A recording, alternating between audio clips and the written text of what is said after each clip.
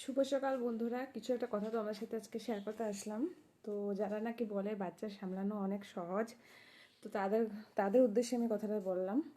দেখো এখন কটা বাজবে, 12টা বাজবে, এখনও কিন্তু আমি রুটি খাইনি। দেখো আমি এখনও ওকে নিয়ে আছি, ওকে নিয়ে চা বানালাম। এখন দেখো রুটি নিয়ে আসলাম, দাঁড়া দেখাচ্ছি। এখন রুটি নিয়ে আসলাম আমি, আর টাইম দেখাচ্ছি তোমাদেরকে। দেখো কটা বাজে, এই দেখো 12টা বাজবে। এখন পর্যন্ত আমি কিন্তু কিছু কাজ কিছু করি, শুধু ওর পিছনেই আমার এতটা টাইম লেগে গেছে। অথচ আমাদের ঘরে এতটা মানুষ আছে, তাও দেখো আমি এখন রুটি নিয়ে এখনও খাইনি, কিন্তু তো খেতে পেয়েছে, এখনও আমি রুটি খাইনি এখনও। ঘরে এত মানুষ থাকতো।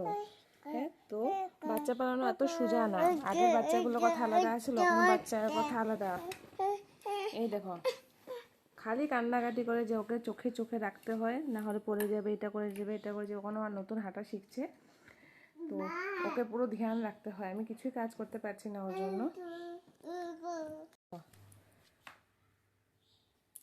অনেক সোজা না, বাচ্চা সামলানো অনেক সোজা না। যারা এই কথাটা বলে না বাচ্চাগুলো তাকে দিতে লাগে, তখন বুঝবে যে বাচ্চা সামলানো কতটা কঠিন কাজ।